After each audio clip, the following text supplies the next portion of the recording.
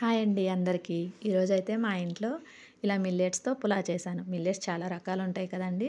నేనైతే మిల్లెట్స్‌లో ఒక రకమైన ఊదలు తీసుకున్నాను. ఊదలు ఒక రకం అనమాట మిల్లెట్స్‌లో. అది తీసుకున్నాను. దాంతో ఇలా పులావ్ చేశాను. పులావ్‌ని ఇలా పెరుగు చట్నీతో టేస్ట్ చేసాము. చాలా అంటే చాలా బావుంది.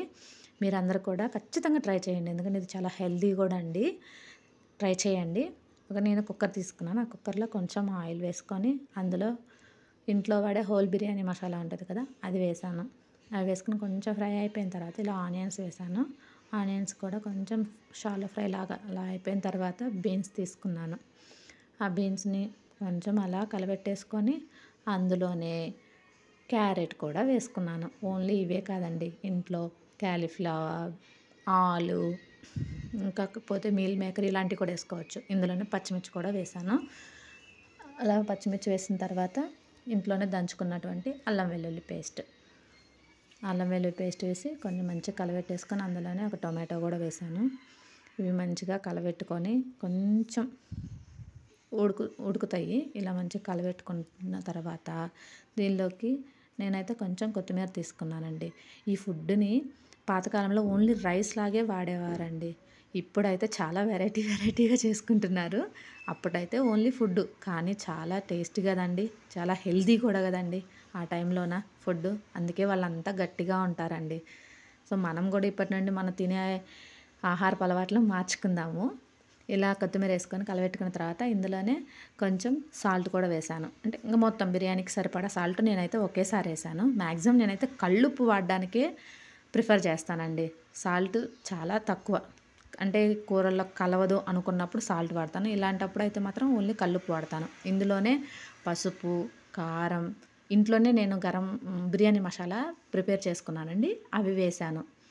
అవి వేసి మంచిగా కలుపుకున్న తర్వాత ఒక్క నిమిషం అలా ఉంచేసి నేను ముందుగా ఒక కప్పు ఊదల్ని నానబెట్టుకున్నానండి. ఆ నానబెట్టుకున్న ఊదల్ని ఇందులో వేసేసి బాగా కలపెట్టేసాను. కలపెట్టిన తర్వాత దీన్ని ఒక 2 మినిట్స్ అయితే అలాగే మూత పెట్టేసి వదిలేసానండి. ఎందుకంటే అందులో ఉన్న కారము, ఈ మసాలాల ఫ్లేవర్ అనేది కొంచెం రైస్‌కి పడతదనమాట. రైస్ అంటే అదేనండి మిల్లెట్స్‌కి. ఆ మిల్లెట్స్‌కి కొంచెం ఫ్లేవర్ పడతది. అందుకోసం నేను ఇలా మూత పెట్టేసాను. యాక్చువల్‌గా నేను దీన్ని షార్ట్స్‌లో పెట్టేసాననమాట. దీన్ని షార్ట్స్‌లో పెడితే మా వదిన నన్ను అడిగారు. ఇలా ఫాస్ట్‌గా పెడితే నాకెలా అర్థమవుతది అని. అందువల్ల నేను లాంగ్ వీడియో నా వాయిస్ ఓవర్ ఇస్తున్నానండి. ఇలాగా 1 కప్పు ఊదలు తీసుకున్నాను కదా! ఒక 2 మినిట్స్ దాన్ని అలా ఉడికించిన తర్వాత మూత తీసేసుకొని మంచిగా కలబెట్టుకున్న తర్వాత ఇలా 1 కప్పు ఊదలకి 2 కప్స్ వాటర్ తీసుకున్నానండి.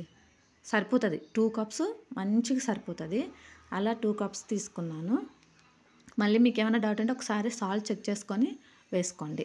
అయితే మా వదిన అన్నారు, ఇలాగ ఫాస్ట్‌గా చెప్పుకొని పోతే నాలాంటోళ్ళు ఎలా చేయాలి రెసిపీని అని అన్నారనమాట. అందుకోసం అని చెప్పి లాంగ్ వీడియోలో నా వాయిస్ ఓవర్ ఇచ్చి పెడుతున్నాను.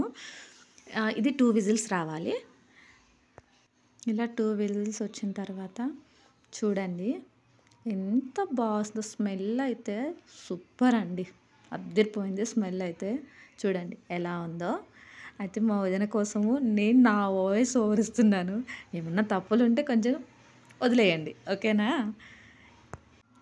అయితే కొంచెం కొత్తిమీరతో పైన సర్వ్ చేసుకొని ఇలాగా ఒక ప్లేట్‌లో పెట్టుకొని మనము పెరుగు చట్నీతో టేస్ట్ చేస్తంటే ఉంటదండి. సూపర్ అండి. టేస్ట్ అయితే సూపర్ అండి. మీరు మాత్రం పక్కా ట్రై చేయండి. చాలా హెల్తీ అండి. ఓకేనా?